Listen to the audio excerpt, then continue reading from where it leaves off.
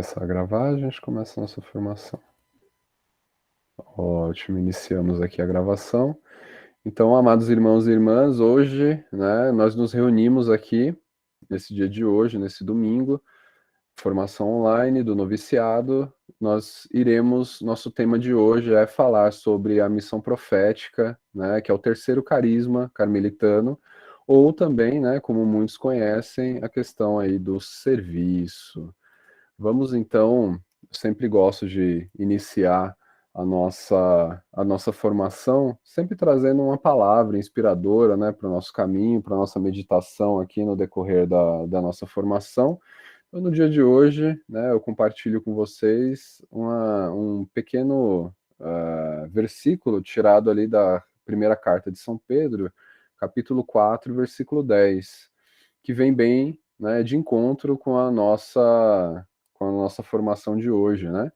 Servir uns aos outros, cada um conforme o dom que recebeu, como bons despenseiros da multiforme graça de Deus, né?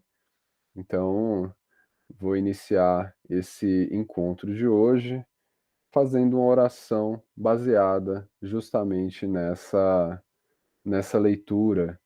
Pedimos a Ti, Senhor, nesse dia de hoje, que nós aprendamos um pouquinho, né, diante de tão grande, né, que seria esse tema, né, trabalhar a questão do serviço, a questão da missão profética, que nós, né, nesse dia de hoje, a partir da reflexão que aqui for colocada, consigamos, de certa forma, nos tornar um pouquinho melhor como carmelitas, como católicos, como cristãos.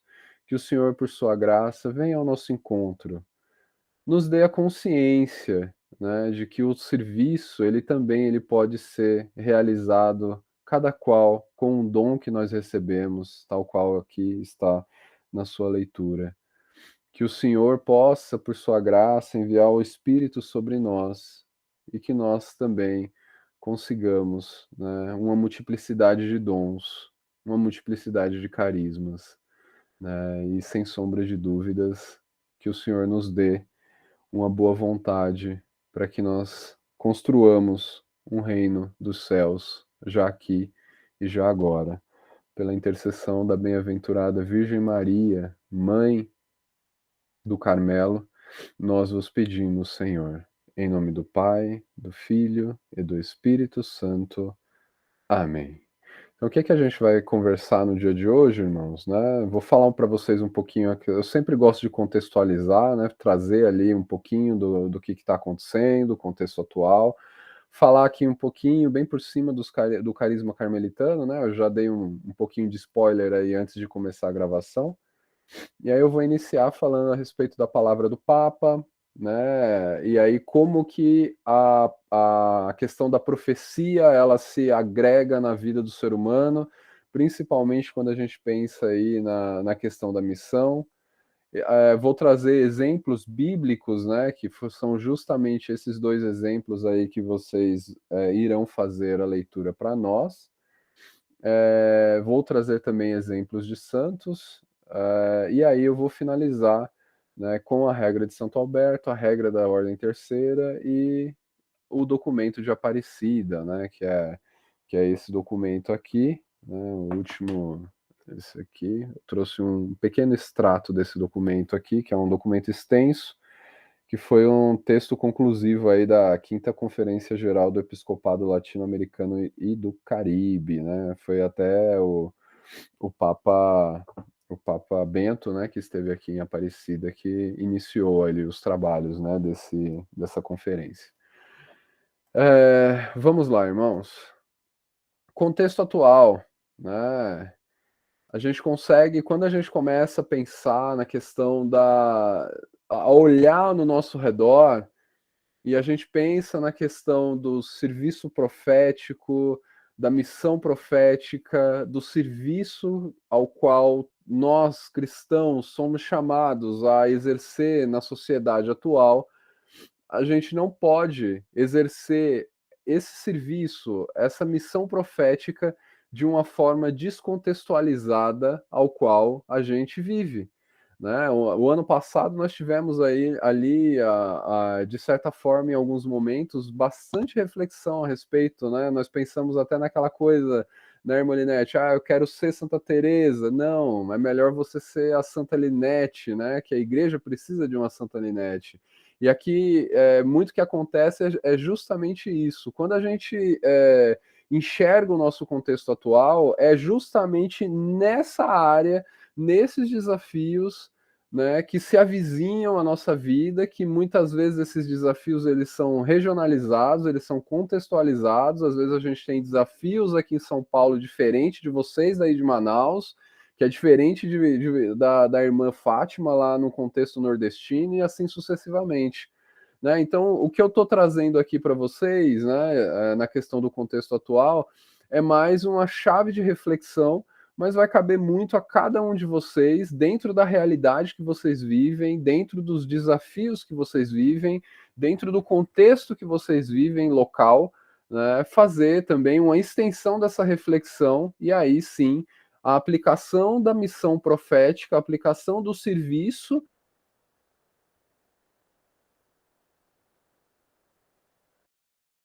à realidade local. Então vamos lá. O que, que a gente tem hoje, né, no mundo, quando a gente pensa nessa questão do serviço? Né? A gente pensa aí na questão da competitividade, a gente pensa na questão da pressa, a gente pensa na questão do desespero, da tristeza, da ansiedade, do consumismo exagerado. Né? A nossa cabeça ela é tomada. Se eu abrir aqui o meu celular agora e entrar no meu e-mail, né, o spam que tem no meu e-mail, de tudo quanto é loja, é Mercado Livre, é Amazon, é tudo que você pode imaginar que está ali o tempo inteiro te estimulando, né, a comprar, a fazer mais, a gerar economia, né? E isso acaba, de certa forma, trazendo muita ansiedade, né, trazendo muitas vezes uma sensação enorme de vazio, de solidão. Por incrível que pareça, vivemos tempos onde a comunicação ela é muito mais fluida, muito mais fácil, mas por que que a gente ainda assim, né, vive tão distantes um dos outros? Por que que muitas vezes a riqueza está concentrada na mão de tão poucos, né? E a gente tem aí a questão de tantos, né, sem nada, né? Eu coloco ali também a questão da multitarefa. Nós somos cada vez mais programados dentro do ambiente corporativo a render mais, a fazer mais com menos, né, a otimizar, a automatizar processos, né, e assim sucessivamente. E aí, né, para finalizar aqui a reflexão, né, do nosso contexto atual, né, vivemos num mundo de incertezas, né? Passamos aí pela questão da pandemia. Ora, né, a primeira incerteza de todas que nós vivíamos é: estarei vivo daqui a alguns dias se eu pegar essa doença? Né? Hoje nós continuamos, né, diante desse mundo de incertezas, mas também tem aí as questões que se avizinham. Estamos diante de um contexto de incerteza política. O que, que vai ser do Brasil se o Lula voltar, se o Bolsonaro continuar, se uma outra pessoa continuar? Né? Será que amanhã eu vou estar empregado, não estarei empregado? Será que o preço dos alimentos vai aumentar? O que, que vai ser? Né? O que será da gente, né, diante de todo esse contexto? Há questões, né, hoje, né, do pensamento do ser humano, a questão da verdade, né? Se antes a gente achava que eu penso, logo existo, né? Hoje tem uma corrente muito grande que acredita, né? Acredito, logo eu estou certo. Né? As pessoas não se questionam mais para saber o que, que é a verdade, né? Como que a verdade ela foi formulada, não. Né? Estamos aí em um contexto de pós-verdade, né? E o individualismo, né? Olha lá, né? Você acha que o individualismo é uma tendência crescente, né? Pus uma charge ali, né, de uma pessoa entrevistando outra que está ali na chuva e essa pessoa está protegida. E por fim ali, por último, né, eu coloco ali um quadro ali das relações líquidas, né, aquele primeiro desenho no canto superior esquerdo, onde ilustra bem aqui a dificuldade que a gente tem. É difícil, né, vivermos, construirmos amizades verdadeiras, irmandade, né, compromisso, fraternidade, né? Numa época onde a gente faz e desfaz amizade com um clique, onde a gente faz e desfaz amizade ali com uma velocidade nunca antes vista, né? E diante de todo esse contexto, e aí depois faço uma provocação para vocês, para que vocês tragam na cabeça de vocês, no decorrer do mês, né? Quais seriam, né, os desafios de vocês aí com relação a essa questão do serviço, né? Pensem nisso com carinho, né? Porque é justamente a partir dessa reflexão que se abrem os desafios, e a partir da consciência desses desafios é justamente o terreno onde nós iremos exercer, né, o nosso serviço, a nossa missão profética, né? Então não existe como nós fazermos, desempenharmos o nosso serviço, a nossa missão profética, estando alienados ao mundo ao qual, né, nós estamos inseridos. Continuando aqui, irmãos, eu trouxe uma frase aqui de uma pessoa chamada Jim Brown, que eu acho que vem bem ao encontro da realidade ao qual nós vivenciamos ultimamente, né? Isso aqui é a loucura, né, que infelizmente o ser humano tem vivido. Olha só que frase interessante. Os homens perdem a saúde para juntar dinheiro. Depois perdem o dinheiro para recuperar a saúde. E por pensarem ansiosamente no futuro, esquecem do presente de forma que acabam por não viver nem no presente, nem no futuro. E vivem como se nunca fossem morrer. E morrem como se nunca tivessem vivido.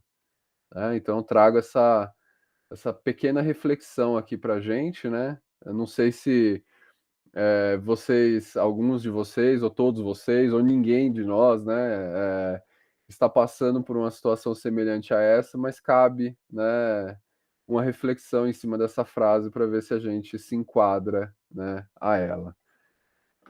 Quando a gente pensa em todo esse contexto, né, e aí aqui eu falo para irmãos que já estão aí experimentados nessa caminhada, né, vocês já estão aí um pouquinho avançados na formação, estão aí no noviciado, em breve, né, se Deus quiser e Nossa Senhora, vocês farão a profissão simples de vocês. Diante de todo esse cenário, diante de todo esse contexto, vocês olharam para si mesmo e falaram: quero pertencer a uma ordem religiosa, né? Eu quero pertencer aí mais especificamente, né? Passaram por um processo de discernimento vocacional e estão aqui, né? Seguindo aqui uma caminhada, né, de crescimento vocacional dentro da Ordem Terceira do Carmo. A Ordem do Carmo nos apresenta aqui, né, essa questão do carisma, né, o carisma carmelitano, que nós já estudamos aqui, como eu falei lá no início, antes da gravação, já vimos extensamente ali a questão da oração, já vimos a questão da fraternidade e hoje nós iremos falar a respeito da missão profética. Iremos não, já começamos a falar a respeito dela, ou serviço, né? Quando a gente pensa na palavra carisma, né, vem do grego antigo, significa ali dom cedido por bondade, né? Então a gente usa esse termo aí no cristianismo para indicar, né, um ou dos diversos dons espirituais, né, ou graças que o Espírito Santo concede àqueles que são desejosos de servir a Deus, né? Então, quando a gente entra na Ordem do Carmo, né, a gente tem essa identificação com o carisma daquela ordem que nós seguimos. Então, irmãos, sempre, né, tenham essas três dimensões na vida de vocês. Vivam uma vida de oração, uma vida fraterna, uma vida aliada com missão profética. Sem sombra de dúvidas, vocês serão, né, bons carmelitas, carmelitas no sentido pleno da palavra. Quando a gente vou iniciar aqui, né, a nossa intenção aqui, a nossa vida, né, é muito ligada, mesmo sendo leigos, é muito ligada a uma vida religiosa, né? Seguir uma vida consagrada, né? Nos consagramos a Deus por meio da nossa profissão religiosa, né? A gente se ajoelha ali diante do padre, promete diante da igreja, né, seguir a regra da ordem terceira, ser fiel, ser obediente, ser casto, né, seguindo ali os preceitos, né, tudo aquilo que a gente aprendeu. E aí é interessante que nós iniciemos a nossa reflexão pensando um pouquinho ali no que diz respeito, né, o que a igreja, né, e aí mais precisamente o Papa Francisco, ele fala a respeito ele direciona, né, uma carta àquelas pessoas que são consagradas ali em novembro de 2014, e eu trouxe um pequeno recorte, né, que vem bem de encontro a essa questão da missão profética. Olha só o que o Papa Francisco diz para nós no dia de hoje. A nota que caracteriza a vida consagrada é a profecia. Notem isso, irmãos. Olha só que trecho interessante, né? Então, nós não podemos excluir da nossa vida consagrada de irmãos terceiros carmelitas a questão da profecia. E uma coisa interessante que aqui o Papa fala para todos os consagrados, né? Toda a igreja, todas as congregações religiosas, as ordens religiosas, né? Todos aqueles que se consagram de certa forma ao Senhor, né? E aqui é interessante que ele fala, ele toca nessa questão da profecia, mas para nós carmelitas, a profecia, né, a missão profética é algo que teoricamente já deveria estar ali no nosso DNA, porque isso está inserido na nossa, no nosso carisma, né, original, né? Então os religiosos eles seguem o Senhor de uma maneira especial em modo profético.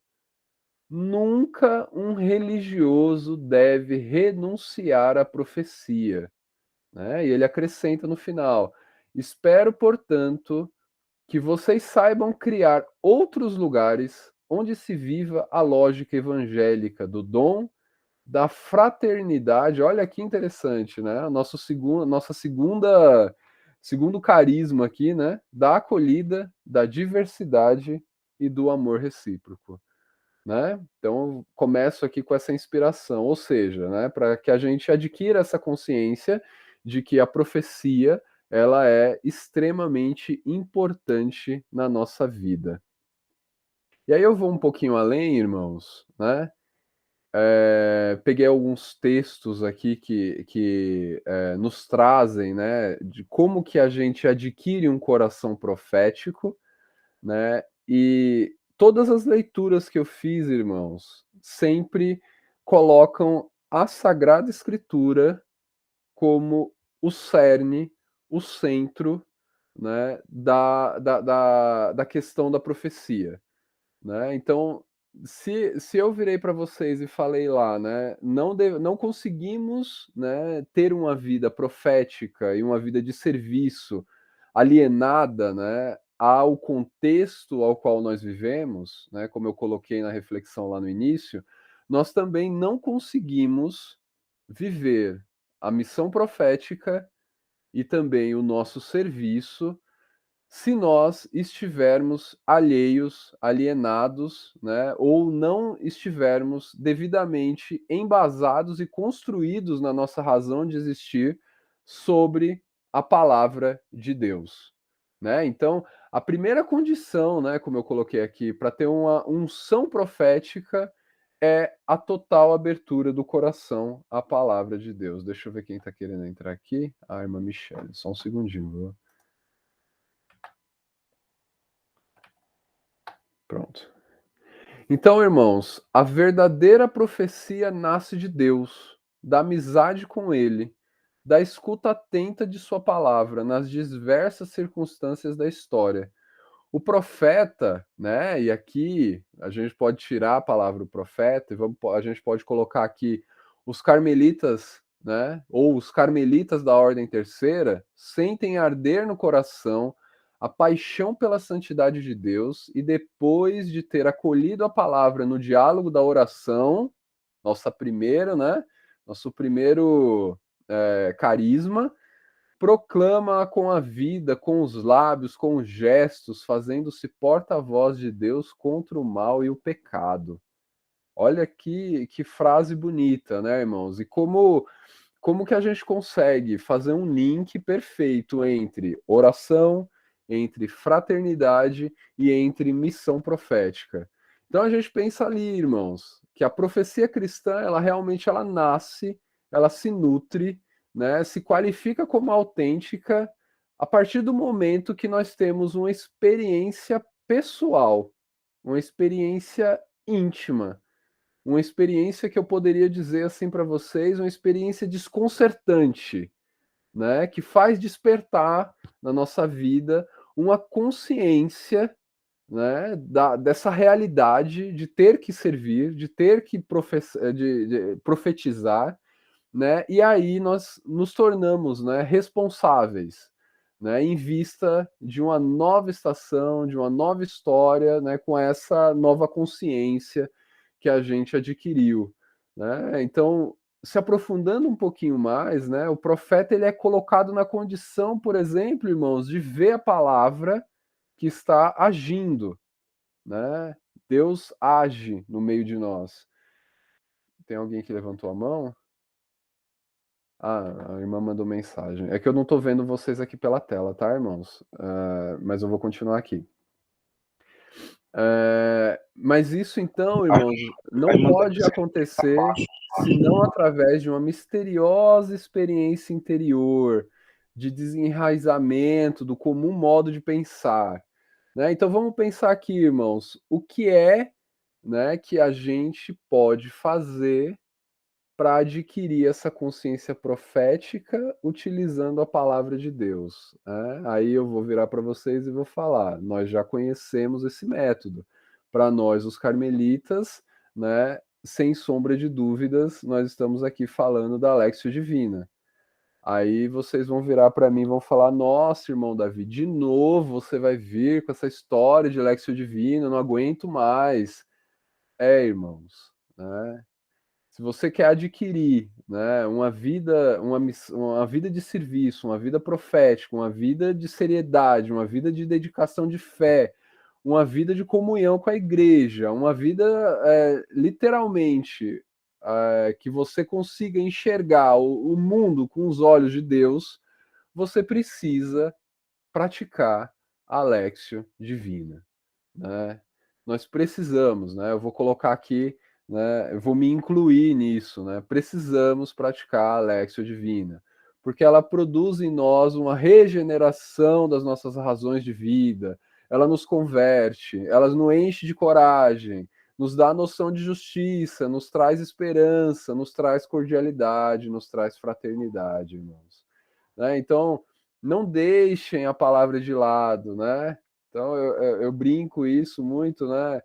Lá na formação de Lexio Divina, né? Se a Sagrada Escritura tá aí na tua casa, bonitinha, aberta lá no seu móvel, né? Aí na sua sala, lá no Salmo 90, no Salmo 24, né? Ou ali no comecinho do livro, né? Da sabedoria, né? Ou qualquer outro salmo, né?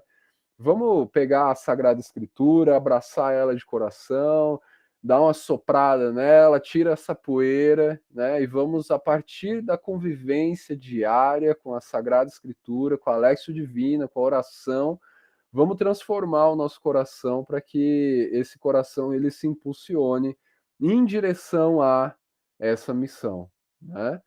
Vou passar aqui adiante e aí eu vou trazer para vocês, irmãos, né?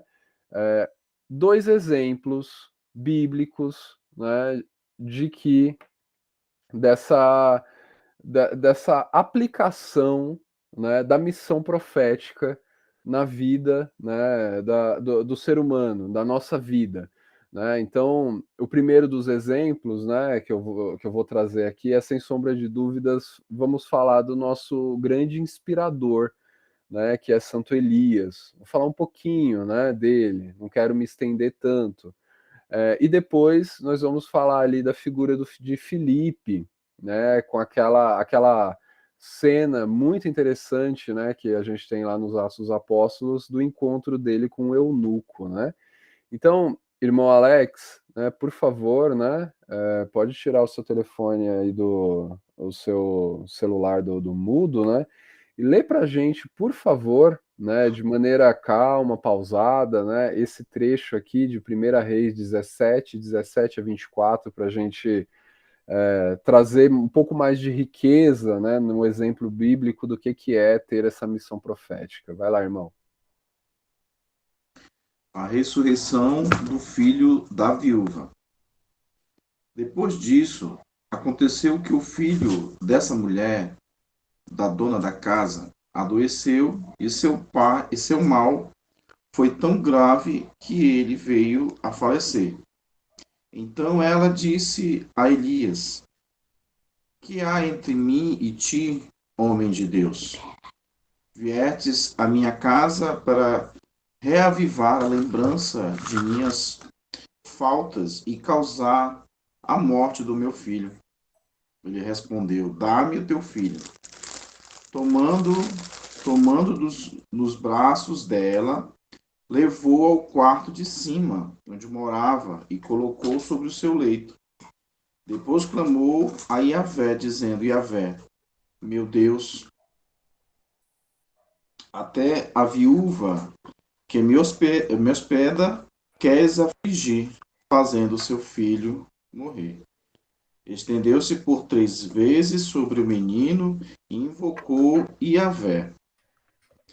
Iavé, meu Deus, eu te peço, faze voltar a ele a alma deste menino. Iavé atendeu a súplica de Elias, e a alma do menino voltou a ele, e ele reviveu.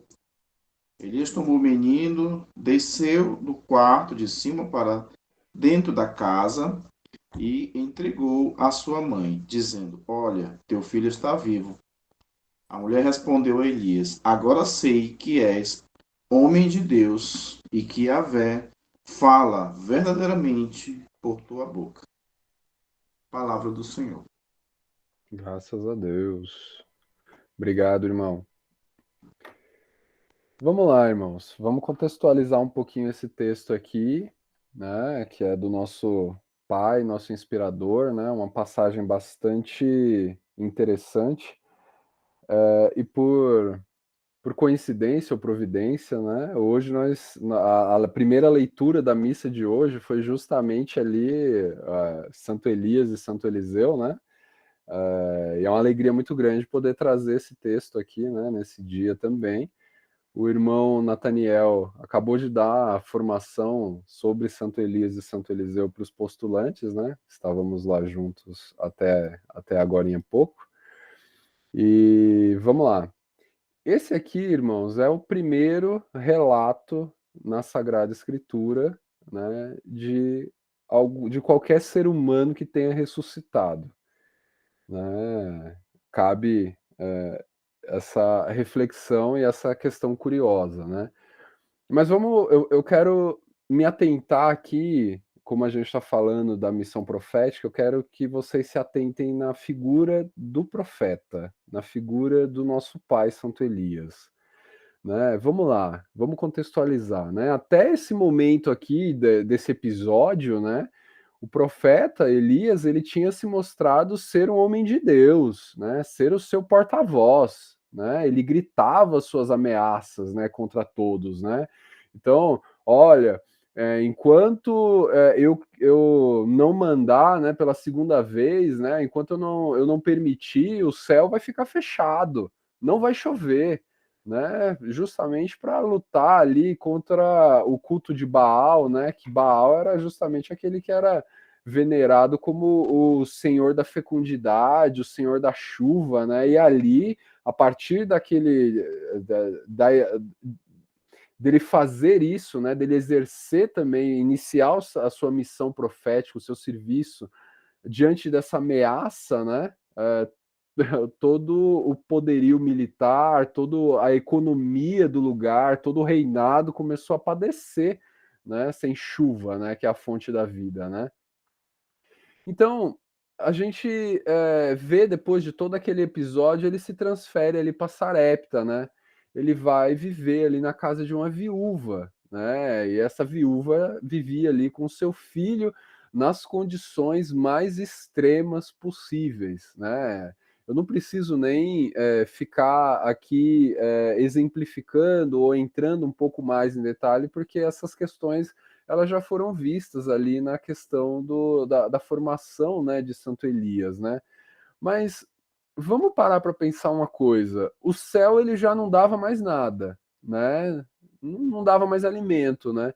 Só que mesmo assim, com a presença de Elias na casa da viúva, né, ainda existia o alimento ali, né? Sempre havia a farinha na vasilha e sempre havia o óleo na jarra. Nunca faltou ali, né? E Elias pensava, né, até aquele momento, né, ele acreditava, né, que ele conseguiria representar o poder de Javé, a palavra de Javé, garantindo para aquela família, né, a farinha e o óleo, né? Então, ou seja, a partir do momento que eu, né, Elias, né, pensando com a cabeça dele, eu sou o profeta de Deus, ele me enviou até aqui, por minhas mãos, pela minha dedicação, pela minha consagração, eu não deixo faltar farinha nem óleo dentro dessa casa, então não haverá fome aqui dentro dessa casa, né? Não haverá nenhuma dificuldade, não haverá nenhum problema e viveremos aqui todos maravilhosamente bem. Mas as coisas não acontecem desse modo, né, meus irmãos? Aí o que que acontece? Parecia que estava tudo bem, a criança da casa, né, a filha dessa viúva adoece e morre. E aí o que que acontece, irmãos? A viúva se torna, né, volta para Elias, né, e acusa ele de uma forma extremamente agressiva, né? Eu fico pensando assim, né, seria como se a viúva, né, fazendo uma pequena reflexão aqui, talvez trazendo um pouco de léxio também para esse encontro, né, seria como se o profeta soubesse que o filho iria morrer. E só que ainda, como a viúva estava ali com aquela última dose de farinha e de óleo, né, para preparar aquela última comida e eles morrerem, era como se Elias tivesse chegado ali e falado assim: "Ó, eu vou postergar, né, a tua morte para que você veja a morte do teu filho antes de você morrer", né? Como se o profeta ele tivesse vindo, né, em direção à casa da viúva para fazer com que Deus se vingasse de algum pecado escondido, né, e que não havia sido perdoado daquela viúva. Olha só, complexo, né? Só estou trazendo aqui talvez uma reflexão um pouco diferente, que talvez justifique o porquê que a viúva, né, se volta para Elias de uma forma tão irada, né? E aí, né? Elias, diante daquela situação, pega o corpo já gelado do menino, né? Diante daquela tragédia, né? Eu imagino assim, se nós não estamos dotados da unção do Espírito diante de uma acusação tão grande como essa, como é que você, como é que eu, como é que nós responderíamos a uma acusação dessa, né, tão grave? E você estava ali fazendo bem para aquela família, né? Eu honestamente, talvez eu sairia correndo, né? Eu fugiria, né? Mas Elias fez o contrário, né? Tomou o corpo do menino dos braços da mãe, levou até o seu quarto, deitou o menino sobre o leito, né? E aí ele começou a gritar a sua angústia, né? E também as suas dúvidas, né? E aí, o que que a gente ouve lá do texto, né, que o irmão Alex falou, né? Talvez farás o mal a esta viúva que me hospeda a ponto de fazer morrer o seu filho, né? É uma acusação, é uma confissão, na verdade, né, de Elias, né, de estar impotente, né, diante da acusação daquela viúva, né? O que que ele pode fazer? Né? Será que de fato Deus é um Deus vingativo, né, para fazer algo assim, né? E aí é interessante, né? O texto diz ali que Deus escutou o grito de Elias, o menino voltou a viver, né? O profeta o levou até a sua mãe com um suspiro de libertação. Olha aqui, ó, toma aqui, o teu filho vive, né? Uma coisa interessante também, irmãos, é que assim, Da mesma forma que a viúva acusa Elias, né, de estar ali presenciando, ou talvez até sendo responsável por aquela desgraça ter acontecido com o filho dela, a viúva também exclama, né?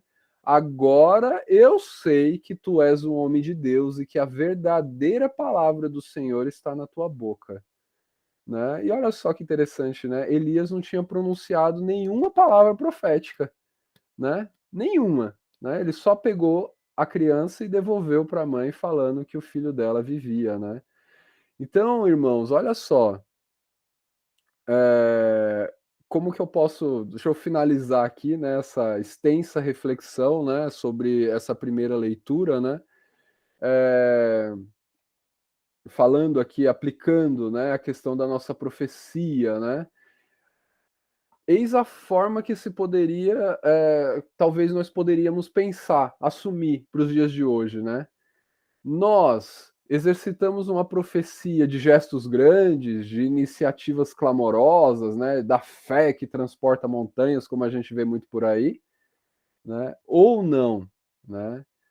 Talvez, irmãos, nos dias de hoje, só nos seja necessário escutar o grito de todos aqueles que vivem ao nosso redor, que não conseguem mais carregar a sua cruz, né, que estão com as suas vidas laceradas, né, que não sabem mais o que fazer, né, com o Deus dos milagres, com as ameaças, né? Muitas vezes, irmãos, essas pessoas que vivem ao nosso redor, que estão aí do nosso lado, elas não precisam de um milagre, né? Muitas vezes de uma multiplicação de uma farinha, de um óleo, né? Como foi o caso aqui, né? Muitas vezes essas pessoas elas precisam ali, irmãos, de braços que tomem pela mão as suas vidas, né? Assim como Elias fez com essa criança, né? Às vezes não pedem palavras consoladoras, né? Ai, puxa vida, meu irmão, minha irmã, você está sofrendo, vou rezar por você. Ótimo, irmãos, rezem, faz parte, mas está na hora da gente começar a agir, né? Se você quer ser um profeta, você quer ser um missionário, você quer servir a Deus de maneira verdadeira, né? Você precisa ir além do discurso hipócrita, né? Ir além, né? Servir de fato, né? O Senhor, né? Não de uma forma frágil, não de uma forma compassível, não de uma forma impotente, né?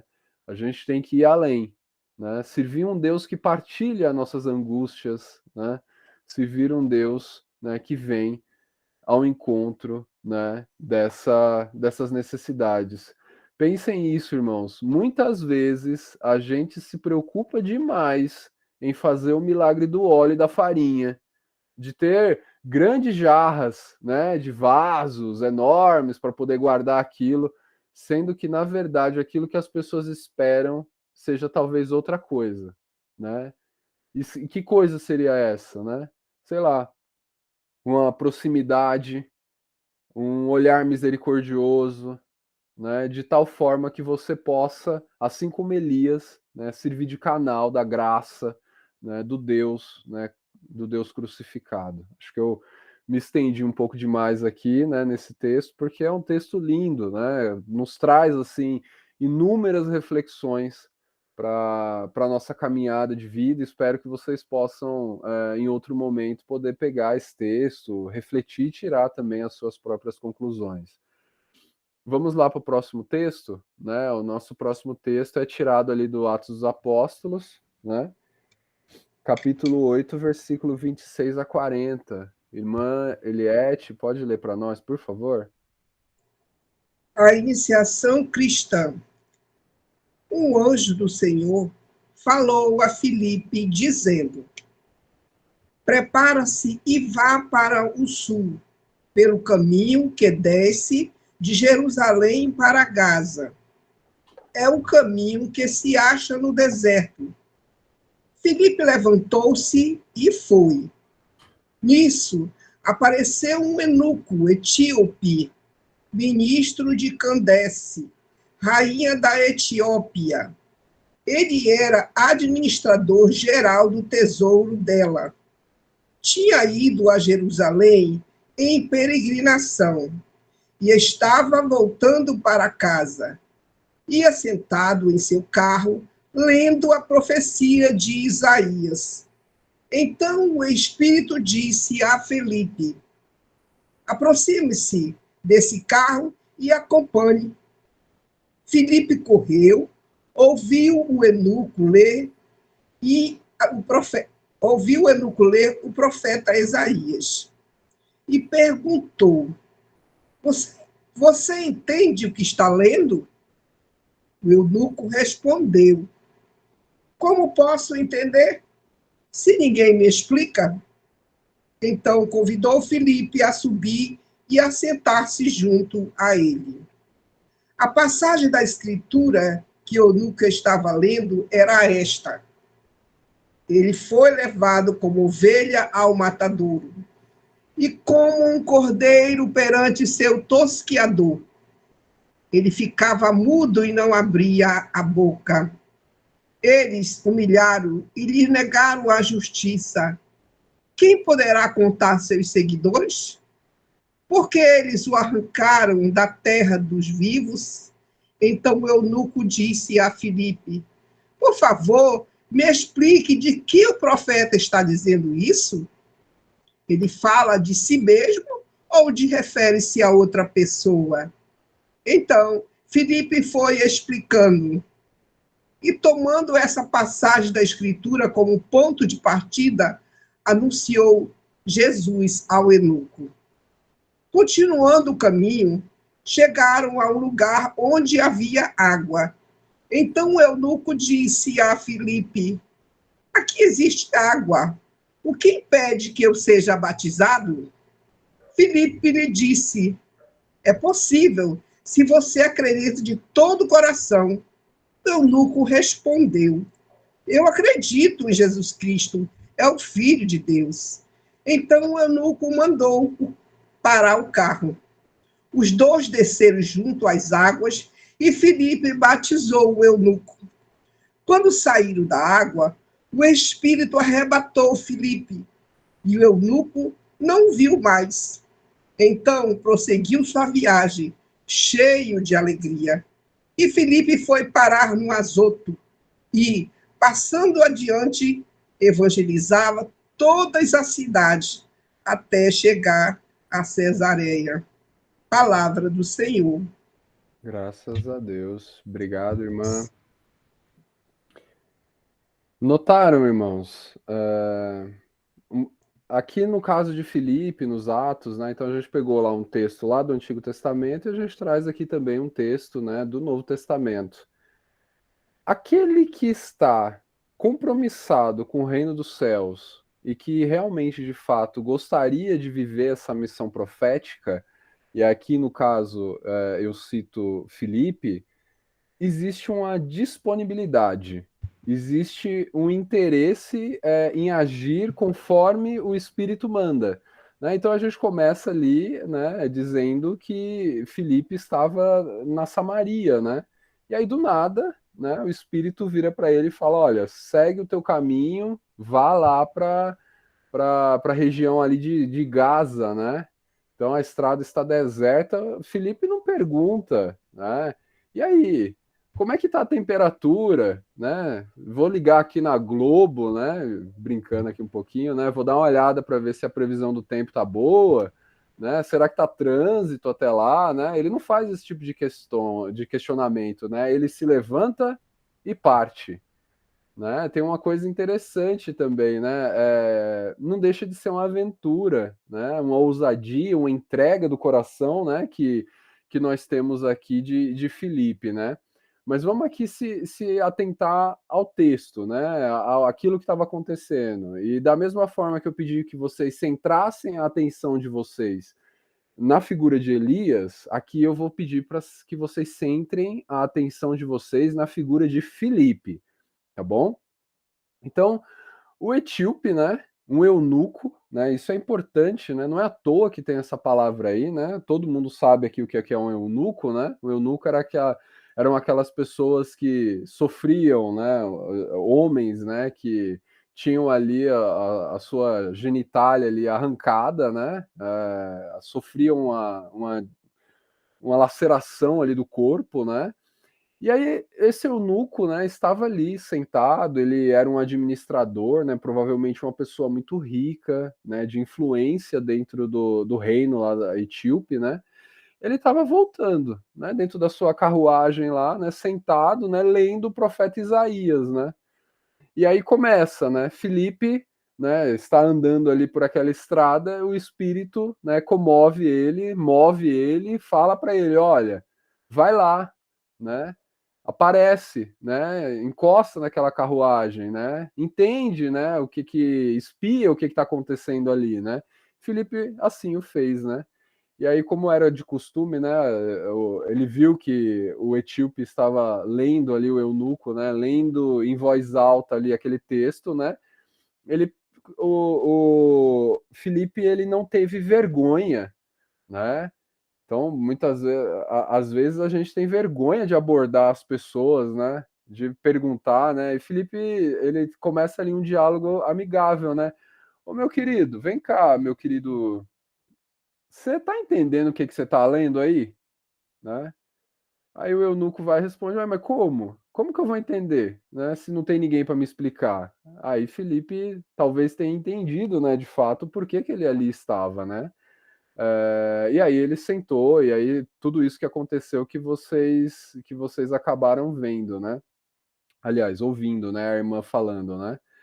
Que Felipe conseguiu pegar a leitura de Isaías, que foi um texto que é muito anterior a Nosso Senhor, partiu daquela escritura e atualizou aquela leitura conforme a vista, o anúncio de Nosso Senhor Jesus Cristo. Né? É a mesma coisa que nós somos convidados a fazer. Lembra quando eu falei para vocês lá da questão do contexto? Né? Então, vocês também, nós também, nos dias de hoje, temos essa missão de muitas vezes abordar uma pessoa e falar assim: ó, você sabe o que está acontecendo na tua vida? Você sabe que essa questão que você está tratando, que você está vendo aqui na televisão, refletida na tua escola, é uma questão que está errada? A pessoa pode estar no momento ausente da sua iluminação, virar para você e falar: como é que eu posso saber? Se não tem nenhum carmelita aqui para me falar como é que eu devo interpretar, como é que eu devo, de fato, me posicionar diante dessa situação, né? Não tem nenhum cristão aqui, né? E aí não tem nenhum irmão da ordem terceira. Olha a missão, irmãos. Olha a missão, né? Uma abordagem amigável diante de um determinado contexto, ali no caso, né, trazendo, né, transportando esse exemplo para a nossa vida. Olha só como é que a gente pode também exercer e trabalhar a nossa missão profética, irmãos. Né? Então, o impulso profético, ele não vai procurar essa questão de ordens burocráticas, né? Nossa, será que eu tenho, né? Será que eu posso abordar essa pessoa, né? Não. O profeta, ele se move com imprevisibilidade, né? Ele é guiado sempre por um instinto, por uma obediência vigilante. Né? Você está pronto, estejam prontos. Vocês não sabem quando o Espírito vai pedir, vai inspirar vocês de fazer algo. Estar pronto, né? Estar obediente, né? Como a gente vai meditar daqui a pouquinho, né? Viver em obséquio de Jesus Cristo, né? Que é uma das grandes necessidades nossa de viver essa missão profética, né? É estar assim, ó, né? Na obediência, vigilante, aguardando, né? Como assim Filipe estava, né? Uma coisa que eu gostaria de citar também para vocês, irmãos, né, a respeito desse texto, né? A gente muitas vezes precisa reinventar a questão da profecia com as nossas vidas e com as nossas ações, né? E aí é igual Filipe, a gente também ser capaz de nos colocar a caminho sobre estradas desertas, né? Então aqui pensemos no deserto, né? Estou pensando aqui, né, trazendo mais elementos de Lexio Divina para a nossa formação. O que o deserto significa, né? Lugar perigoso, lugar de incerteza, né? Lugar de dificuldade, né? Às vezes a gente precisa, mesmo no deserto, mesmo nós vivendo no nosso deserto particular, né, irmã Simone, né? A gente também tem que estar com essa disposição, né? Com essa disposição de poder se colocar, apesar do nosso deserto, né? Se aventurar, né? Para levar, né, essa missão profética para os outros, né? Uma coisa interessante também, que eu, para finalizar aqui essa reflexão, irmãos, a respeito desse texto, vamos pensar também na figura do servo, né? Do etíope, né? Ele é uma pessoa estéril, né? E ali, quando ele recebe o anúncio de Cristo, né? Toda aquela esterilidade da vida dele, né? Porque ele não podia, obviamente, ter filhos, né? Não podia ter a sua posteridade. A partir do momento que ele tem aquele contexto, né? De entrar na presença de Cristo, né, de aceitar a salvação por Cristo, né? Ele se sente uma pessoa nova, né? Com uma certa, posso até dizer assim, uma fecundidade da vida. Tanto que depois que eles se distanciam, né, cada um vai para o seu caminho, né, você vê que o etíope está feliz, contente, exultante, né? Vocês podem dar uma olhada lá. E aí eu digo para vocês, irmãos, nos dias de hoje, né, nós, eu, irmão Davi, né, nós precisamos reaprender a arte do diálogo, né? Precisamos reaprender a arte, né, de ser astutos, reaprender a arte de abordar as pessoas, né? Muitas vezes a gente se depara com pessoas que estão aí nessas estradas da vida aí, né? Povoada de gente, né? Que está sofrendo aí violência física, violência psíquica, violência intelectual, violência religiosa, né? Seriam como se os homens e as mulheres da nossa época estivessem aí caminhando, vivendo na escuridão, né? Muitas vezes perdendo o sentido da vida, irmãos, né? Com tanto sofrimento, né? E uma capacidade profética nossa, que nós, cristãos, católicos, e aqui em especial nós, irmãos da Ordem Terceira do Carmo, a gente tem que ter a capacidade, irmãos, de conseguir reconhecer essa escuridão, reconhecer essas trevas e ter a capacidade profética de sentar do lado dessa pessoa, não é olhar essa pessoa na distância, né? Ter compaixão, estar presente ao lado dessa pessoa, responder adequadamente, né? E oferecer para essa pessoa a boa nova de Jesus, né? Eu acho que é isso, irmãos, né? Não sei se eu falaria algo mais a respeito dessa leitura, mas depois, né, no momento, né, que vocês estiverem oportunos, né, pensem com carinho nisso tudo que foi falado até aqui. Alguém levantou a mão? A irmã Eliette? Só para fazer uma que me aconteceu essa semana quase parecido. Foi ontem, foi a festa do meu filho, do meu neto, festa junina. E tinha muita gente, as crianças estavam dançando no meio. As mesas todas ao redor e as crianças dançando no meio. E essas crianças estavam, criança de primeiro ao quinto ano, entre 6 anos a 9 anos. Estão me ouvindo? Sim. Essas crianças entre 5 a 9 anos. E aí eu fiquei desse lado, e do outro lado tinha uma senhora, uma jovem senhora, acho que uns 40 por aí. Enquanto estava todo mundo alegre, ela estava ali, colocava o óculos, tirava, chorava, inquieta. A criança vinha, mexia com ela, falava assim com ela, porque eu estava do outro lado, né? E mexia com ela, e ela estava atônita, assim, tão desesperador o olhar dela. E aquilo começou a dizer, vai lá, vai lá, vai lá, vai lá. E aí eu digo, mas aí tem muita gente, como é que eu vou atravessar para o outro lado? Que era do outro lado que ela estava, mas eu fui com os olhos rapidamente nela. E aí ela ficou lá inquieta, e a criança vinha, mexia com ela, e ela nem aí para a criança, as coisas que estavam na cabeça dela, que eu não sei, não consegui saber tudo, né? Aí eu levantei, dei a volta e tinha uma cadeira do lado dela, vazia, que ela estava sozinha com a criança. Aí eu disse, boa tarde, moça. E ela, boa tarde. Aí olhou assim para meu rosto e disse, quem é a senhora? Mas ela não falou. Eu falei, meu amor, olha só a beleza da tua filha. Olha, ela disse, eu falei, a tua filha? Ela disse, é. Olha a beleza da tua filha, ela está dançando tão linda. Olha a riqueza que essa criança tem, uma criança maravilhosa. Tá? Aí, antes que eu comecei a falar para ela, ela caiu no choro. Aí eu disse, eu não sei o que você está passando, não, meu amor.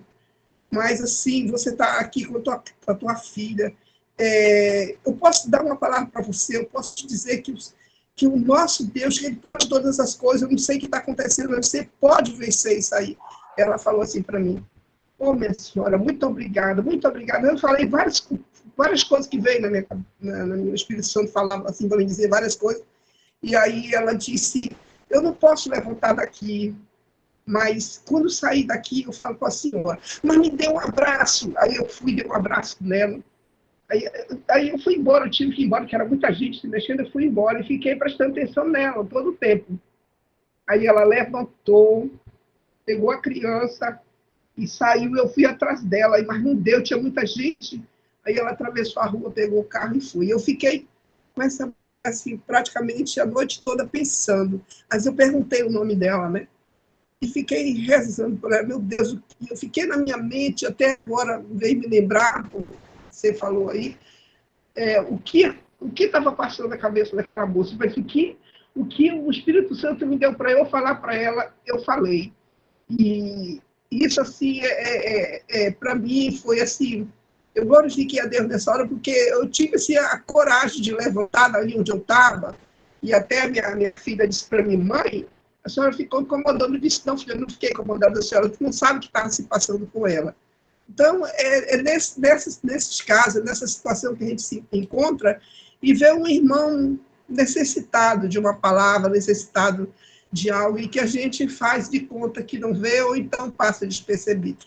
Não é isso, irmão?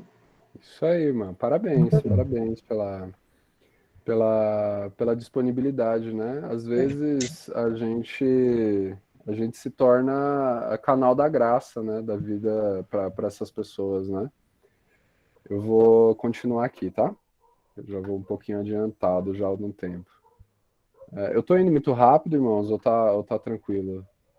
Porque o tema é um pouquinho extenso, eu tô tentando ir um pouquinho mais rápido, tá? Pra gente não se estender demais. Quem tá com o microfone aberto, por favor, feche o microfone e eu vou tentar ir até o final, aí no final a gente abre para pergunta, tá bom? Vou lá, vamos tocar o barco. Então eu trouxe esses dois exemplos bíblicos aqui pra gente, né? E eu vou trazer também dois testemunhos, né, proféticos, né? E aí eu vou trazer aqui Santa Teresinha do Menino Jesus, né? Vamos puxar um pouquinho a sardinha pra gente, né? Carmelita, a gente tem tantos exemplos, né, de testemunho profético na vida da igreja, né? Mas vou me atentar um pouquinho aqui, né, de puxar a sardinha para o nosso lado e falar aqui de Santa Teresinha, né? Muitas vezes, irmãos, há pessoas, né, que olham para Santa Teresinha e falam, isso aqui é água com açúcar, né? Ela não produziu nada, ela não, talvez não mereça estar onde está, né? É uma tristeza, né? Eu conheço muitas pessoas e eu vou ser bastante honesto com vocês, irmãos. Eu já fui assim também, tá? Eu, Eu já fui assim, de, eu. de, de observar a Santa Teresinha, de pegar os escritos dela e falar, nossa, mas que coisa chata, meu Deus, a florzinha, a menininha, né? E a gente ficava. E a partir do momento que a gente começa a entender, a se aprofundar na questão da simplicidade, na questão da humildade dela, da importância que ela teve no seu contexto, de como que ela soube reagir, né, aos desafios que se avizinhavam dela ali, né, a gente começa a entender a grandeza, né, de Santa Teresinha do Menino Jesus. E a gente aprende também, e não é à toa, que ela é doutora da igreja, né, irmãos? É um dos 3 doutores da igreja aí do Carmelo, né, que a gente tem junto ao lado, né, de Santa Teresinha do Menino, de Santa Teresa de Ávila e de São João da Cruz, né? Olha só alguns aspectos da atitude profética, né, que Santa Teresinha do Menino Jesus tinha, né? Ela sabia sofrer e sabia, diante desse sofrimento, confiar na misericórdia de Deus. Né? Isso é muito difícil, irmãos. Geralmente o sofrimento nos afasta de Deus, né? Nos desconcentra, né? Nos tira o foco, nos faz questionar. Né? Não, mas Santa Teresinha era o contrário. Parecia que quanto mais ela sofria, ela dizia, né, que o meu sofrimento sirva para que aquilo que o Senhor não sofreu na cruz, eu possa sofrer aqui, na minha carne. Né? Ela tinha zelo missionário, né? Ela assumia os desafios da vida fraterna. É fácil, irmãos, você viver numa vida fraterna? Não é fácil, não, viu? Às vezes você tem que encarar aquele irmão que não vai com a tua cara, que você sabe que fala mal de você pelas costas, né? Ou que faz aquelas coisas para te irritar, né? E mesmo assim, né? Ela conseguia, de uma maneira simples, dar resposta a essas questões, esses desafios, né? Ela soube se desapegar de tudo, né? Inclusive de si mesma, né? Valorizava as pequenas coisas, né? Ensinava que não há cultivo de esperança sem humildade. Olha só que bonito, né? O exemplo de Santa Teresinha do Menino Jesus. Isso aqui, irmãos, são chaves, né, de leituras, chaves de reflexões, para que vocês também, né, possam pensar, né? E aí? Né? Vocês conseguem reconhecer a partir dos escritos, a partir daquilo que a gente aprendeu no ano passado, alguma atitude profética, alguma outra atitude profética em Santa Teresinha do Menino Jesus? Né? Depois vocês respondam para si mesmo, né? E também, né, vamos puxar também, continuar puxando a sardinha aqui para o nosso lado, né? Essa aqui é a primeira formação que eu dou no Carmelo, né, onde eu chamo não de Beato Tito Brandsma, né, mas de São Tito Brandsma. Olha que beleza, né? Recém canonizado aí pela igreja, né? Então, Tito Brandsma, ele soube viver o testemunho profético dele na maior das radicalidades, a tal ponto de perder a sua própria vida, né, para defender aquilo em que ele acreditava. Né? Então, só retomando aqui, irmãos, ó, olha só, né, a quantidade de dons, né? Lembra lá no primeiro slide que eu coloquei para vocês, né? Fazendo um link aqui lá para a leitura da carta de São Pedro, né? Que o Espírito nos fornece dons, né? Carismas, né? Nos fornece aí, nos capacita, né? Para a nossa missão.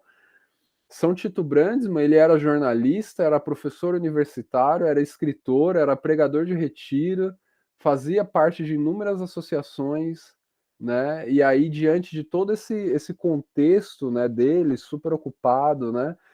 E esse viés, né, dele de jornalista, ele começou a analisar e criticar a ideologia nazista, né? Que começou na Alemanha, né, e ele holandês, essa ideologia nazista começou a se infiltrar dentro da sociedade holandesa também. Né, e ali ele começou a combater, e por causa desse combate, né, ele foi levado à prisão e ao campo de concentração. O missionário, né, aquele que profetiza, aquele que tem, né, essa ligação direta com Cristo, com o serviço, com o compromisso de construção do mundo, de um mundo melhor, ele vai até as últimas consequências, irmãos. E olha só que bonito, né? Frei Tito, quando ele morreu, né, ele pegou o terço dele, que era provavelmente a última coisa que ele tinha, né, na sua vida, e ele entregou nas mãos da enfermeira, né, que estava dando a injeção com o veneno que o matou. Né? Pode parecer assim algo muito simples, né? Mas esse ato, essa ação, né? É como se fosse o próprio Cristo na cruz, né? Pai, perdoa-lhes, né? Mas porque eles não sabem o que fazem, né?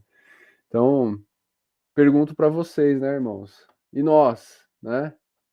O que que a gente faz, né? Diante de uma situação dessa, né? A gente vive aqui, né? Com esses exemplos, né? De testemunho profético, né? Dentro do Carmelo. Lembrei da leitura de hoje, né, irmão? Isso. Lembrei da leitura leitura do Evangelho de hoje, quando os dois apóstolos queriam que descesse fogo sobre Samaria. É isso Lembrei aí. agora. É isso aí, mano. O que eu achei bonito também, né? E aí, eu não quero desviar aqui a nossa formação, mas eu vou deixar só uma chavezinha de leitura. Depois vocês peguem o Evangelho de hoje, né? Quando vocês tiverem um tempinho, por favor, deixe o microfone fechado. Quando vocês tiverem um tempinho, pega o Evangelho de hoje e dá uma lida naquilo que o nosso Senhor fala, né? De você não olhar para trás, né? Quando você está ali, né? Com as mãos no arado, né? Essa pequena frase, ela fala muito a respeito, né? Da gente, né? Irmã Eliette, vou mutar o seu microfone aqui, tá? Ele tá dando ruído aqui para nós. Vamos lá. Vou continuar aqui. Regra de Santo Alberto. A regra de Santo Alberto, nós já estudamos lá extensamente no ano passado com o nosso irmão Nathaniel. Tem dois parágrafos ali na regra de Santo Alberto que fala para a gente um pouquinho a respeito dessa questão do trabalho, né? Dessa questão do serviço, dessa questão da missão profética. O primeiro parágrafo que fala a respeito disso, né? Está ali no segundo. Então, ó, muitas vezes, de muitos modos, os santos padres estabeleceram como cada um, qualquer que seja o estado de vida e que pertença, ou a forma de vida religiosa que tiver escolhido, deve viver em obséquio de Jesus Cristo e servi-lo fielmente com coração puro e reta consciência. Né? Então, para o carmelita, né, o cerne, né, óbvio, né, o carmelita é essencialmente cristológico, né, Cristo é não só cristológico, mas cristocentrista, né, a vida do carmelita é colocar Cristo no centro, né, e a partir de colocar o Senhor no centro de sua vida, a gente começa a agir, né, a ter esse ímpeto, né, missionário. Então vamos lá, irmãos. O que é viver em obséquio de Jesus Cristo? Isso significa três coisas, né? Prestem bastante atenção. Viver em obséquio de Jesus Cristo é seguir o exemplo do Mestre. Né? Quem segue a Jesus tem nele o seu modelo a ser reproduzido na sua própria vida. Né? Isso, como é que você aprende do Senhor? Né? Isso requer esforço, requer leitura dos evangelhos, requer lexio divina. Né? Volto aqui a tocar nessa questão. Só que, para nós, carmelitas, viver em obséquio de Jesus Cristo não é tão somente a gente seguir o exemplo do Mestre, é também participar do destino do Mestre. Olha só, né? Quem quer me seguir, toma a sua cruz, né? E me segue. Né? O carmelita encontra isso. A gente acabou de ver aqui, né? Qual foi o itinerário do Senhor, né? Foi ir até a sua morte e ressurreição. Qual foi o itinerário de Tito Brandsma? Né? Foi seguir o mesmo caminho. Né? Nós, né, também, né, queremos, né, necessitamos participar do destino do Mestre. Então não tenha medo da amiga morte. Né? Uma hora ela vai chegar para todo mundo, é a única certeza que a gente tem. O que a gente não tem que ter medo da morte, a gente tem que ter medo de não estar devidamente preparado para enfrentar a morte. Né? E por último, irmãos, viver em obséquio de Jesus Cristo é ter a vida do Senhor dentro de si, né? É morrer com Cristo já aqui e viver com Ele já aqui, né, nessa ressurreição. E aí isso existe um exercício contínuo da presença de Deus, ou seja, meditar dia e noite na lei do Senhor, né? Meditar dia e noite na lei do Senhor. Lexio Divina, oração, fraternidade, missão. E aí eu vou estender um pouquinho mais, né? Por isso que eu deixei esse texto aqui, né? Como é que o carmelita faz isso, né? O carmelita faz isso com o seu coração puro e com a sua consciência reta. Ter o coração puro, irmãos, né, é ter uma visão mais verdadeira de nós mesmos, da sociedade, da realidade, né, uma consciência mais crítica, né, da nossa vida. E uma consciência serena, irmãos, é ter uma consciência fundamentada na humildade, né, na realidade, né? É isso. Vamos lá para o 20º, né, parágrafo, né? O que que o 20º parágrafo nos diz, né? Ele diz lá o seguinte: deveis fazer algum trabalho para que o diabo vos encontre constantemente ocupados e assim não encontre nenhuma entrada nas vossas vidas. Né? A gente tem um ditado aí que diz, né, que é um ditado muito bom, né? Mente vazia, oficina, né, do capeta, né, do diabo, né? E aí, né, nisso tendes o ensinamento de São Paulo, né, que diz aqui no capítulo 20 aqui, né, da regra, né? Pela boca da qual falava Cristo, e que Deus constituiu e deu como pregador e mestre dos gentios na fé e na verdade, seguindo não vos podeis enganar. Vivemos entre vós, diz ele, trabalhando dia e noite sem descanso, para não sermos pesados a nenhum de vós. Não que tivéssemos direito, mas para vos darmos um exemplo a imitar. De fato, quando estávamos entre vós, repetíamos com insistência: quem não quiser trabalhar, não coma. Ouvimos dizer que alguns de vós levam a vida irrequieta, sem fazer nada. A estes pedimos e ordenamos, em nome do Senhor Jesus Cristo, que trabalhem em silêncio e ganhem o seu próprio pão.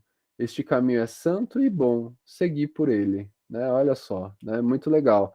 Então fala aí a respeito de que a regra, né, ela valoriza, né, sempre o trabalho e pede para a gente seguir o exemplo, né, do apóstolo Paulo, né? Não preciso nem falar tanto, né? E aí talvez a gente consiga até fazer uma reflexão, né? O trabalho é algo que deveria trazer luz, trazer fé, trazer realização, trazer plenitude, né, para a nossa vida. E o que que a gente muitas vezes vê relacionado ao trabalho, né?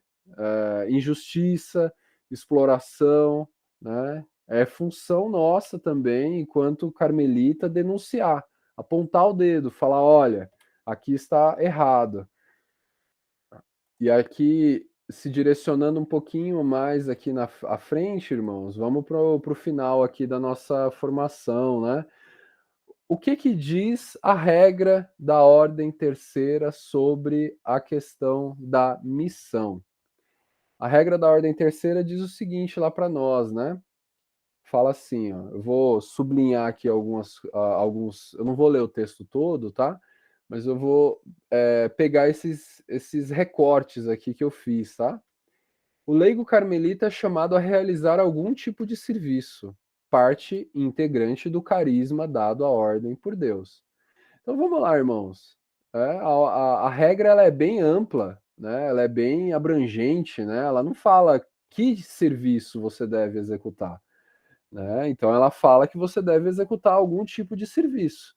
O irmão Davi, nesse exato momento aqui, falando para vocês, dando essa formação, ele está executando um tipo de serviço baseado num dom que Deus me deu, que talvez seja o dom da fala, ou talvez o dom de organizar, né, organizar uma formação, de sistematizar talvez um conhecimento para poder transferir. Eu estou aqui usando esse meu dom. Qual é o dom de vocês? Né? Como que vocês podem, né, estar em compliance com a regra da ordem terceira, executando algum serviço, né? Pensem, vocês, no âmbito de vocês, não sei se vocês estão, de certa forma, trabalhando, né? Aqui eu não falo só da questão profissional, tá, irmãos? Mas eu falo também na questão da missão profética, do serviço de construir o reino dos céus aqui e agora, né? O que vocês têm feito, né? A regra nos pede para vocês fazerem algum serviço. E aí, olha só, a regra reforça onde é que nós devemos fazer, né, praticar esse nosso serviço. Sendo próprio dos leigos viver no mundo e em meio aos assuntos seculares, é aí mesmo. Aonde? Né? No mundo, nos assuntos seculares, que nós somos chamados a desenvolver a nossa missão da igreja a ser fermento cristão para as atividades temporais. Então, o que, que a gente aprendeu? Precisamos fazer algum serviço. Precisamos. Qual? Aí, o carisma, os dons que Deus te deu, você vai discernir e vai se colocar a essa disposição, né? Como Filipe, né? Aquela escuta obediente. No mundo. No mundo, né? Ah, irmão Davi, eu posso servir na igreja? Claro que pode, né? Pode também, mas não esqueça do mundo, porque lá no mundo é que é o próprio, né? O nosso território de missão. Vamos lá para o próximo parágrafo aqui da regra. Mais outros enxertos aqui que eu peguei. Ó.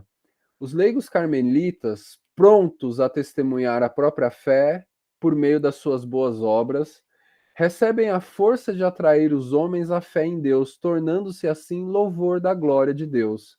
Podem constituir um ponto de referência seguro para muitos. Olha isso, olha a responsabilidade, irmãos. Ou seja, ser sal na terra e luz no mundo, né? Ser luz no mundo é como se nós fôssemos um farol, né? Imagina assim, estamos vivendo, né, convivendo com a grande escuridão ao nosso redor.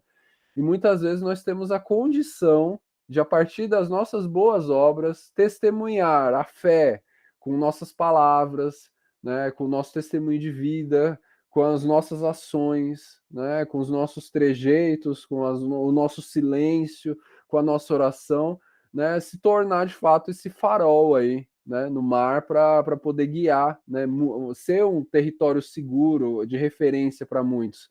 Lembra do etíope? Nossa, mas como é que eu vou entender, né, se não, esse texto que eu estou lendo, se não tem ninguém aqui para me explicar? Né? Olha aqui o link, olha a referência que eu estou trazendo para vocês. Mais um texto, irmãos. Os leigos carmelitas, em um mundo cada vez mais inseguro ante as questões fundamentais, em tempo que propõe novos problemas da fé, morais e sociais, aí, ó, lembra lá do contexto, lá atrás, né, que eu contextualizei para vocês, né, e trouxe a reflexão para que vocês também contextualizem? É isso aqui que a regra está dizendo. Esforçam-se para criar ocasiões oportunas para o anúncio de Jesus Cristo. Nós nos esforçamos. Isso aqui, irmãos, é totalmente compliance com aquilo que o Papa Francisco escreveu aqui na Evangelii Gaudium, a Alegria do Evangelho, lá em 2014 ou 2013, eu não lembro direito o ano que ele escreveu, deixa eu ver aqui. Ah, não precisa ver, depois eu coloco para você. 2013, ser uma igreja em saída. A gente se esforça para criar a ocasião oportuna. A gente não fica aqui parado, né? Ah, se alguém quiser conhecer o Senhor, vem até mim. Eu estou disponível, viu? Se alguém quiser entrar para a ordem terceira, vem até mim. Eu estou esperando. Não. A gente não passou o tempo, passou o período de viver passivamente, esperando, né, as pessoas virem até a igreja, esperando as pessoas interessadas virem ouvir. Pensem sempre naquela questão da escuridão. Ora, se eu estou andando no meio da escuridão sem conseguir enxergar, eu vou começar a tatear qualquer coisa. Aí é onde eu vou cair em alguma seita, aí é onde eu vou cair em outra religião. A gente precisa se esforçar, sair do nosso lugar de conforto, né, da nossa zona de conforto e ir em direção lá, né, atendendo esse pedido da igreja, e aí é que a nossa regra aqui coloca com muita sabedoria. Continuando aqui, né, na nossa regra, o que ela fala a respeito dessa questão da missão, do serviço. Olha só que coisa interessante, hein? A experiência do deserto, né, irmã Simone? Torna-se passagem obrigatória para os carmelitas seculares, convocados para serem purificados no deserto da vida para encontrarem o Senhor em sua plenitude. Percorrem a insubstituível via do deserto. Lembra lá de Filipe, né, no deserto? O deserto da mortificação interior para entrarem na escuta do Senhor. Então, irmãos, olha só que coisa interessante, né? A experiência do deserto, a mortificação interior, nos permite encontrar com o Senhor em sua plenitude. As pessoas, elas costumam entrar no deserto e passar por esse processo de mortificação interior, elas se desgastam, se entristecem, né, caem muitas vezes, né, desanimam muitas vezes, mas olha o que a regra da ordem terceira nos diz, né? A partir desse momento, nós, os terceiros carmelitas, nós retornamos, né? Aqui não está falando que é fácil, mas nós retornamos entusiasmados por ter essas experiências. Que experiência? Experiência do deserto, experiência da mortificação interior. E aí a gente tem um ânimo renovado, né? Descobre-se como incansáveis animadores do meio do qual são chamados a atuar, né? Que meio que é esse, né? A gente já falou aqui. E finaliza, né, irmãos, a nossa regra da ordem terceira lá no parágrafo 49, né? Olha só o que a regra diz, né? Reconhecem, né, nós, os terceiros, reconhecem e mostram com a vida que as atividades temporais e o próprio trabalho material são participações na obra. E aí, para finalizar, né, aquilo que a gente sempre já meditou, já rezou, né?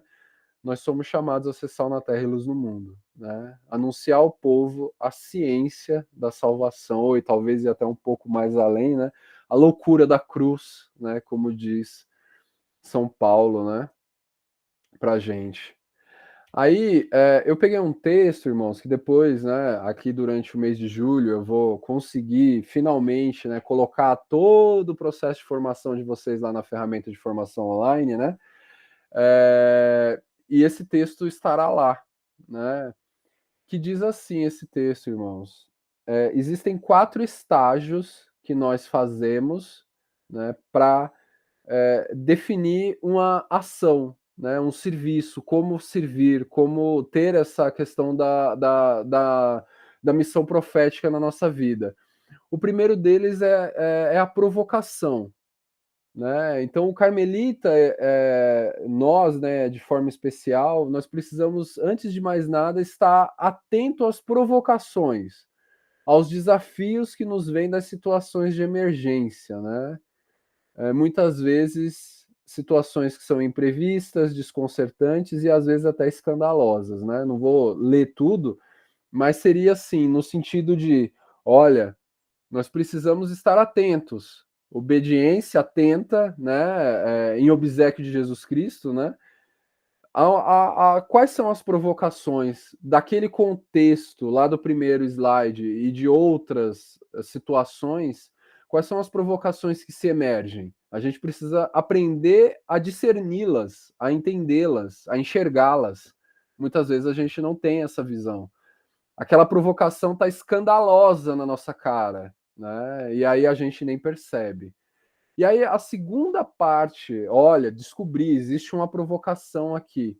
A segunda parte é fazer um projeto, né? Começa com a reação, né? Vamos elaborar um projeto no sentido evangélico.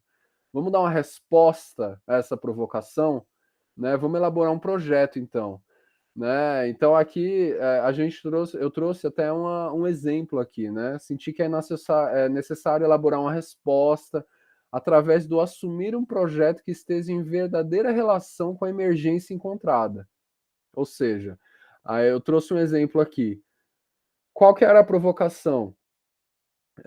Mulheres que muitas vezes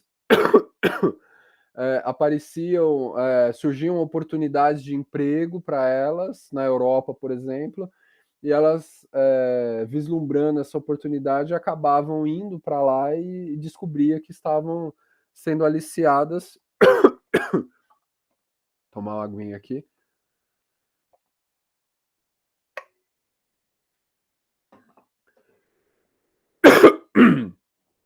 sendo aliciadas aí por uma rede de turismo sexual. Aí a iniciativa internacional Talitha Kum, né, de religiosas do mundo inteiro, né, contra esse tráfico das mulheres, né, se revoltou contra isso e teve essa audácia, né, de poder elaborar um projeto que vá, né, em direção a essa provocação. O próximo passo, irmãos, é um processo. Você elabora um projeto, eu sei como é que eu vou fazer. Aliás, tem uma provocação, eu sei o que eu preciso fazer, aí você precisa desenhar, né? Falar, ó, como é que eu vou fazer isso, né? Então seria esse processo de consciência, de paciência, de dar forma a esse projeto, né? Maturado através de um processo de realização. Né? Seria mais ou menos o como. E por fim, né, por último, né, é o produto, né? Então a gente tem aí vários produtos, né, de caridade que foram gerados a partir aí desse processo, né, de haver uma provocação dentro de um contexto, elaboração de um processo, de um projeto.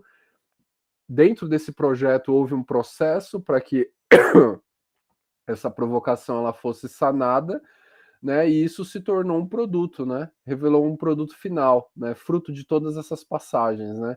Que aí a gente tem, por exemplo, vamos supor, os salesianos. Os salesianos encontraram uma provocação, uma necessidade da educação. Eles elaboraram um projeto ali, né? De atender, né, essa necessidade, criaram um processo onde eles traziam as crianças para dentro daqueles centros. Eles têm um nome específico que eles chamam, infelizmente não me vem à mente aqui. E aí eles colocaram isso como um produto e espalharam isso aí pelos 5 continentes, né? Então a gente tem essa oportunidade, né, de passar por esses espaços, né, para dar essa resposta para o mundo, né, para esses desafios. Eu quero finalizar, irmãos, essa formação aqui, né? Já vamos aí com 1h34 de formação propriamente dita, né? De gravação aqui, falando a respeito do documento de Aparecida. Esse documento ele foi elaborado, né? E ele vem muito em direção àquilo que a gente vive, né? A nossa realidade local aqui, latino-americana, brasileira, né? Não é algo que veio importado lá da Europa, dos Estados Unidos, né? Então isso aqui ele fala muito da nossa realidade. E eu trouxe esse parágrafo 65 do documento de Aparecida, que aqui é justamente o lugar, o terreno fértil onde nós, carmelitas, podemos executar a nossa missão profética.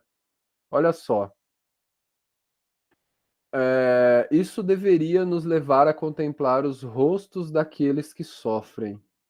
Entre eles estão as comunidades indígenas e afrodescendentes que em muitas ocasiões não são tratadas com dignidade e igualdade de condições. Muitas mulheres são excluídas em razão de seu sexo, raça ou situação socioeconômica. Jovens que recebem uma educação de baixa qualidade não têm oportunidade de progredir em seus estudos, nem de entrar no mercado de trabalho para se desenvolver e constituir uma família. Muitos pobres, desempregados, migrantes, deslocados, agricultores sem terra, aqueles que procuram sobreviver na economia informal, meninos e meninas submetidos à prostituição infantil, ligada muitas vezes ao turismo sexual, também as crianças vítimas do aborto. Milhões de pessoas e famílias vivem na miséria e inclusive passam fome. Preocupam-nos também os dependentes das drogas, as pessoas com limitações físicas, os portadores e vítimas de enfermidades graves como a malária, a tuberculose, a AIDS, que sofrem a solidão e se veem excluídos da convivência familiar e social. Não nos esqueçamos também dos sequestrados e aqueles que são vítimas da violência, do terrorismo, de conflitos armados e da insegurança na cidade. Também os anciãos, que além de se sentirem excluídos do sistema produtivo, veem-se muitas vezes recusados por sua família como pessoas incômodas e inúteis. Sentimos as dores, enfim, da situação desumana em que vive a grande maioria dos presos, que também necessitam de nossa presença solidária e de nossa ajuda fraterna. Uma globalização sem solidariedade afeta negativamente os setores mais pobres. Já não se trata simplesmente do fenômeno da exploração e opressão, mas de algo novo, da exclusão social. Com ela, o pertencimento à sociedade na qual se vive fica afetado, pois já não se está abaixo, na periferia ou sem poder, mas se está de fora. Os excluídos não são somente explorados, mas supérfluos e descartáveis. Né? Eu finalizo aqui então, meus irmãos, né? Isso aqui, ó, é terreno mais do que nunca, né, para nós, para nossa reflexão, isso aqui é terreno da nossa missão profética, é terreno do nosso serviço. Finalizo aqui, irmãos, a nossa formação de hoje, né? Espero que vocês tenham gostado, que eu tenha trazido para vocês um amplo terreno aí, de certa forma, de reflexão, para que essa reflexão ela possa, de certa forma, iluminar, né, as veredas, né, da sabedoria de vocês, da vontade de vocês de trabalhar, de estar à disposição, de seguir esse serviço profético, né, essa dimensão do carisma carmelitano que é tão cara para a gente. Tá bom? Eu finalizo aqui e abro agora também para as perguntas, né? Quem quiser fazer uma pergunta, fiquem à vontade, tá bom?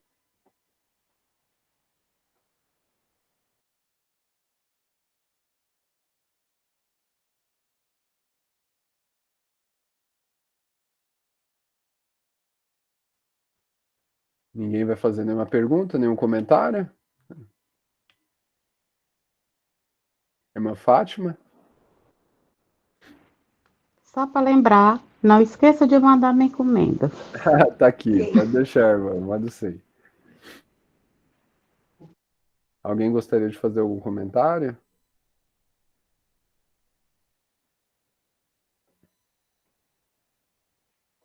Irmã Eduarda? Acho que a irmã Eliette está na minha frente. Ela levantou a mão. Eu acho que a irmã Eliette, ela tinha deixado a mão dela levantada da última vez, né? Então, só uma pequena reflexão aqui, né? A irmã Eliette também comentou desse encontro com essa pessoa, né, na igreja dela. Foi na igreja, né, irmã, que a senhora encontrou. E eu acho interessante porque depois que eu me tornei carmelita, assim, e eu tive esse reencontro com a Lectio Divina, um reencontro com o que eu vivia no mosteiro, né, de ler a liturgia das horas, de rezar a liturgia das horas, e me acrescentou muito essa parte profética, né, tipo, de lembrar de São Elias, de Santo Eliseu, de São João Batista. E eu noto que no meu trabalho como professor, eu acabo tendo uma relação com os alunos um pouco diferenciada. E essa relação não é uma relação supérflua, assim, vamos no bar tomar uma cerveja. Mas é uma coisa assim, as pessoas vêm com problemas reais e a única coisa que eu tenho para falar para elas é não esconder o que eu acredito e o que eu sou. Então, assim, e não é uma coisa com um aluno. É uma coisa de 80%, quase 90% dos meus alunos, né? Exemplos concretos. Um casal que estava vivendo, assim, uma vida de namorados normais, eles decidem viver a castidade e me pedem... primeiro me pediram a crisma, que queriam fazer crisma. E com a Crisma, eu fui aplicando a catequese com eles no horário diferencial da aula, e o padre deu autorização para eles fazerem a Crisma aqui na minha paróquia, e eles estão vivendo a castidade para poder casar. Então, sabe, eu poderia, talvez, não sei, deixar passar isso, mas aquele sentido carmelita de você ter Jesus dentro de si e querer transmitir, Nossa Senhora também, começa a falar dentro de nós. E você começa a sentir, ficar mais sensível à necessidade dos demais.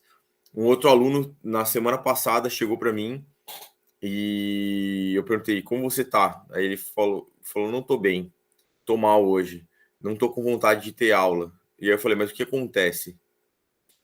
Aí começou a falar dos problemas que ele tem depressão, parou de tomar remédio e tem medo da morte. Ele perguntou, professor, você tem medo da morte? Né? Eu falei, eu tenho medo da morte, todo mundo tem medo da morte, mas você sabia que Jesus deu a vida dele por você na cruz?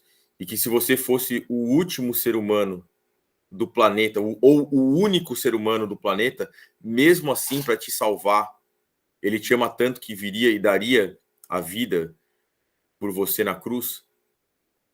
E aí o rapaz começou a chorar, né?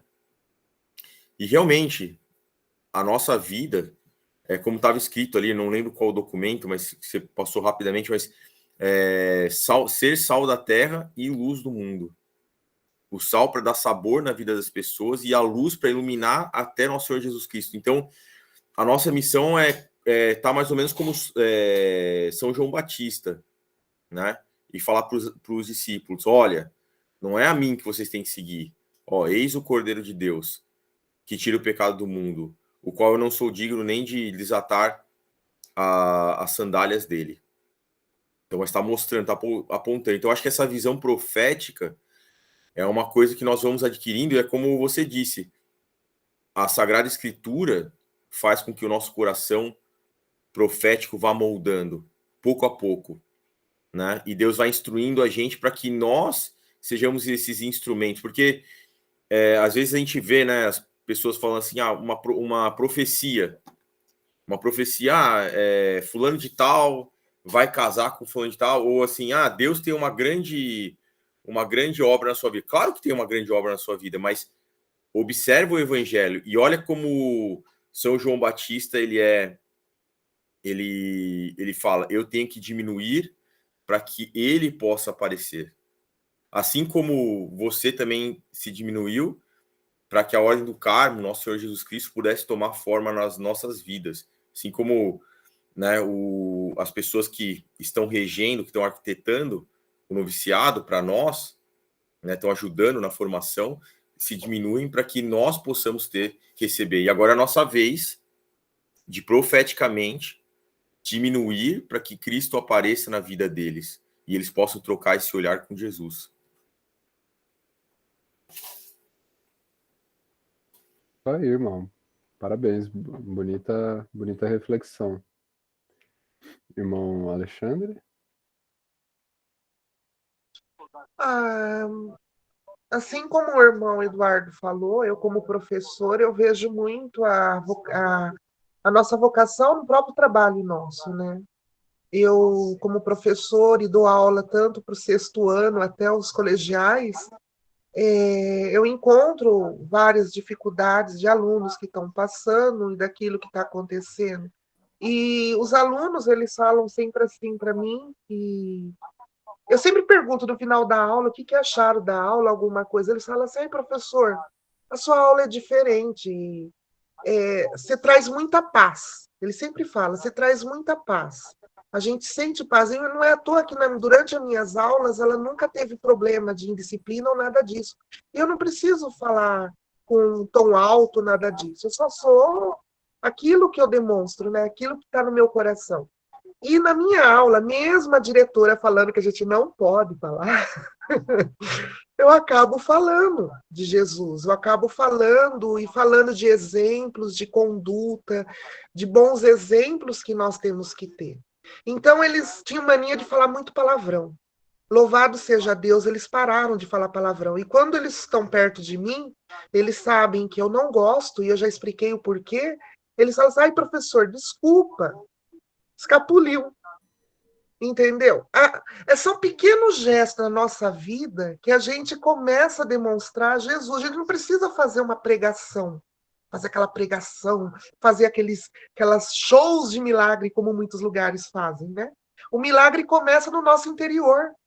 Se você está cheio de Cristo, como eu falo uma vez, eu falei para eles assim, a gente tem que estar apaixonado por Cristo. Eles vão perceber sem a gente falar nada.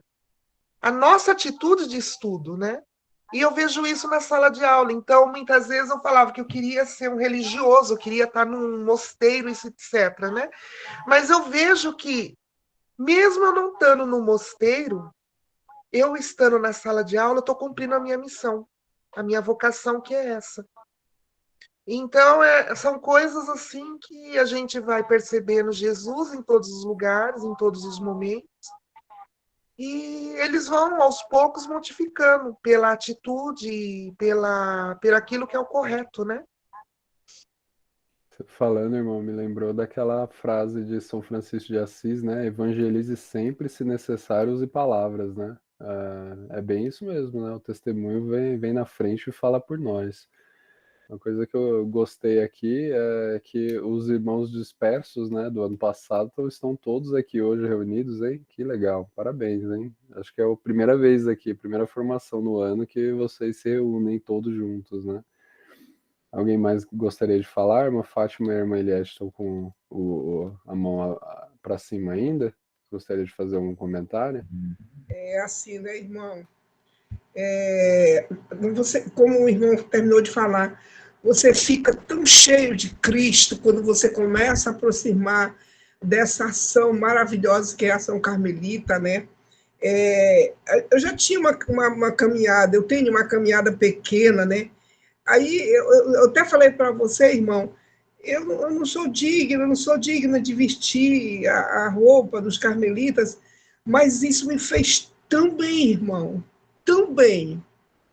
Também parece que eu tirei assim aquele peso e eu fiquei mais atenta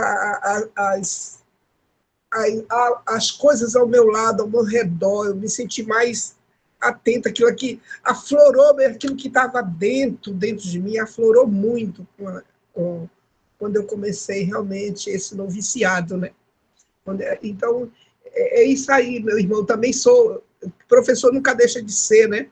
Eu sou pedagogo daquelas antigas, quando a pedagogia era administrador, supervisor, sou daquela época.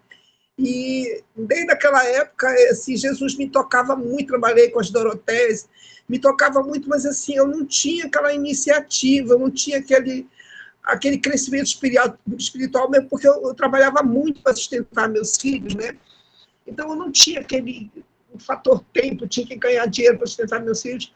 E hoje eu vejo assim, esse fruto, mesmo depois da uma idade um pouco a mais, esse fruto está florando. E eu dou graças à ação carmelita que veio me tirar o que tinha dentro de mim que precisava colocar para fora. A gente fica mais atento às situações. Mesmo. Ótimo, irmão. Obrigado, viu, pelo seu testemunho. Que Deus abençoe. Alguém mais gostaria de fazer algum comentário? Já são 9 horas aí, acho que é melhor a gente pensar em finalizar. Se ninguém quiser fazer algum comentário, a gente faz uma oração final e finaliza aqui nosso encontro. Vamos lá.